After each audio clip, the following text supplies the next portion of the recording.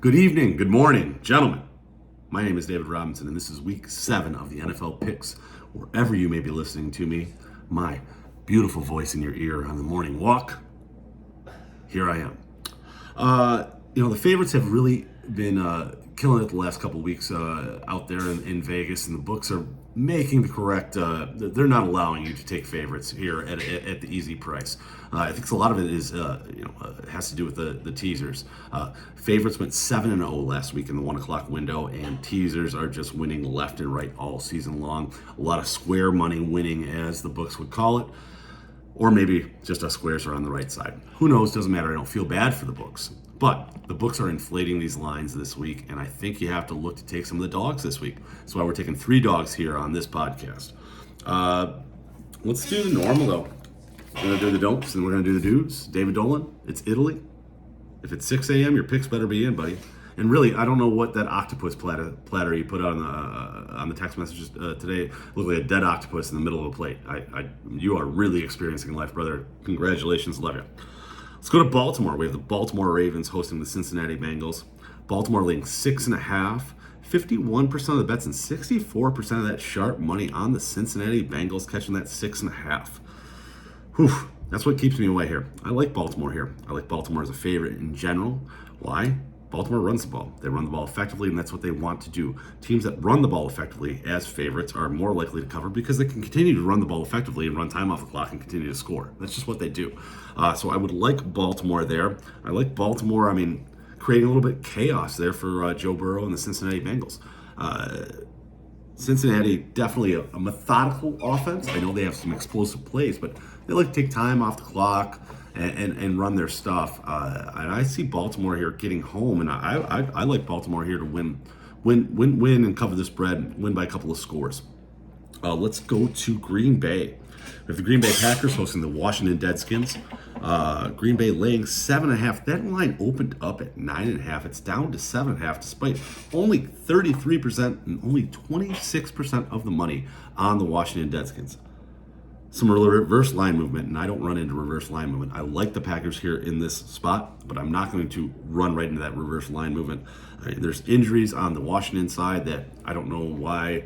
And I don't know why the books like Washington, but they like Washington here in this spot. So they're begging for Packer money.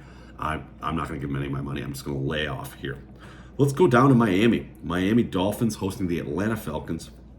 Miami catching 2.5 points. 54% of the bets, 42% of the money on the Atlanta Falcons. And I back Atlanta here. Definitely lean that way. Calvin Ridley's back. Didn't go out to London with the boys 2 weeks ago. And this is an interesting thing, too, that Miami lost to Jacksonville in London last week. So both these teams are coming off of London games, except for one of them took their bye week. And Miami actually chose not to take their bye week. If you go to London, you play in London, you have the option to have your bye week when they make the schedule. And Miami, for some reason, did not. Maybe they thought they'd be rolling right now. Who knows? I think that Atlanta's starting to come into their own. Kyle Pitts is definitely trending up. That red zone efficiency of Arthur Smith that we talked about in week 1. 80% touchdowns over the last 3 weeks for the Falcons in the red zone. So that's a trend I really like. And I like Atlanta to go down there and definitely get the win. Go ahead, lay the 2.5. Let's go out to New England, Foxborough, where you have the New England Patriots hosting the New York Jets. Laying 7, solid 7 all week. Line hasn't moved. 19% of the bets, only 13% of the money on the New York Jets. Again, that's not reverse line movement, but that line should have moved out past 7, and it hasn't. It stayed steady at 7. So for some reason, the books like the Jets here in this spot. They must like this game getting muddied out. The Jets off a bye, things like that. I don't really know. In my eyes, the Jets should be an 0-5 football team, not 1-4. Really fortunate to get the win over Tennessee a couple weeks ago.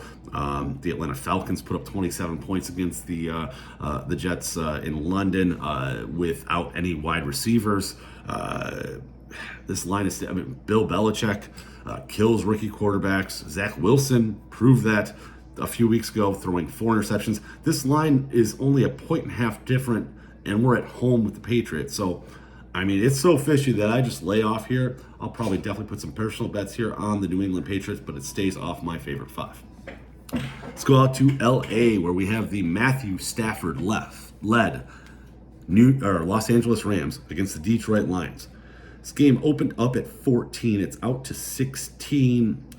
It's pretty appropriate. 36% of the bets, 18% of the money on the Lions.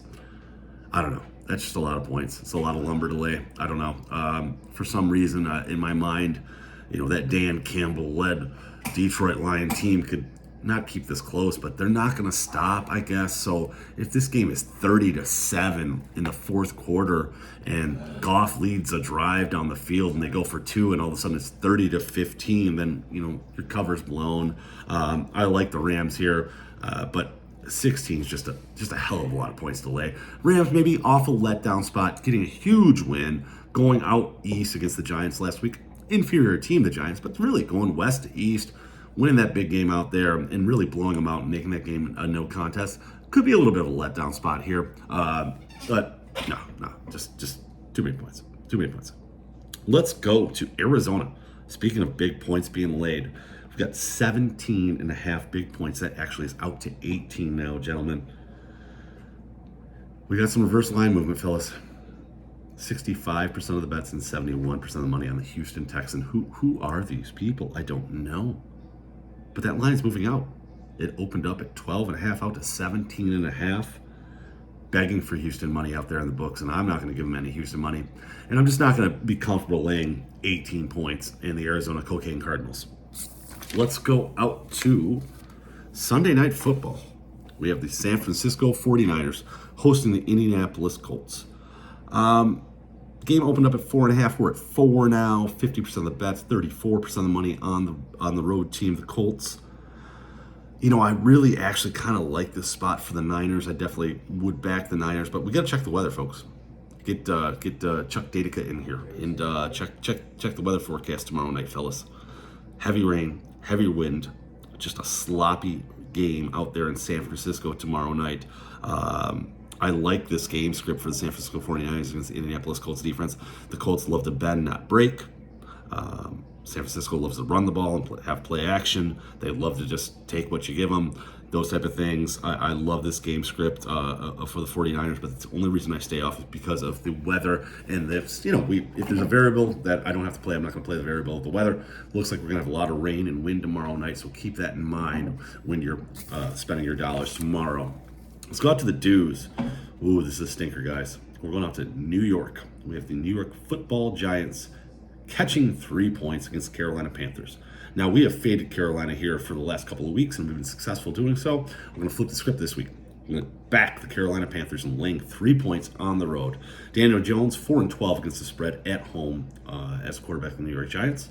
And really, I just think Carolina's more talented on both sides of the ball, and they're finally undervalued in this spot. Carolina, they beat who they're supposed to beat.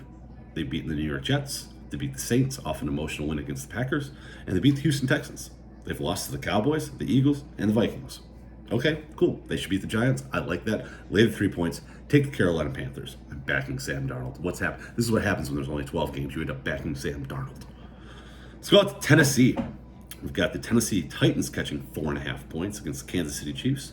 54% of the bets and 72% of that sharp money on the Kansas City Chiefs. Starting to see the public Joe, going 50-50 here. And I really like that. And I like seeing the sharp money on the Kansas City Chiefs because there's nothing wrong with that Kansas City Chiefs offense. Nothing wrong at all. Some sloppy mistakes that we can clean up real easily. Averaging 31 points a game. They are scoring touchdowns on 40% of their drives, which is number one in the NFL. The only thing that's keeping this team from being the best team in the NFL is the mistakes. And that defense has been, awful, but they got better last week. Only gave up 13 to the Washington Redskins. And also, we're getting Chris Jones back, defensive end, for the Kansas City Chiefs. I like that. We get a little pass rush going. And Tennessee, this is just a perfect letdown spot at home. Coming off of Monday Night Football, big win against supposedly the best team in the NFL, the Buffalo Bills. So give me Kansas City. I'll lay the 4.5 here happily. Chiefs in a rout. Give me the Chiefs. I mean, really, week one, the Cardinals went into Tennessee and won 38-13. I look for a score in a game script much like that. Derrick Henry might, run up and down the field here and there, but the Chiefs are going to be efficient, and they're going to score. I look for the Chiefs to score over 40 points in this game. Let's go to Las Vegas. Got the Las Vegas Raiders hosting the Philadelphia Eagles. Raiders laying 3. Eagles catching 54% of the bets and 65% of that sharp money. And I like that. I like the Eagles. I kind of like this is two evenish type teams. If I got two evenish type teams, I want to take the 3 points. Let's look at the Eagles' losses this year. Eagles have lost to Tampa Bay, San Francisco, Dallas, and Kansas City.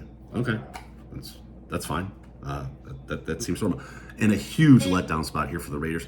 Everybody last week was talking about the Raiders having some sort of coaching problem because Gruden's gone and who's the special teams coach that's going to take over. This is actually where the chaos happens, where the disorganization takes over the emotion of we got to win one for the Gipper and all that shit. Give me the Philadelphia Eagles. Give me the 3 points this week. Let's go on to Tampa Bay. We have the Tampa Bay Buccaneers hosting the Chicago Bears. Tampa Bay 5-1, Chicago 3-3. Tampa laying 12.5, and that number has stayed steady all week. 40% of the bets, 44% of the money on the Chicago Bears. I'm taking the Bears.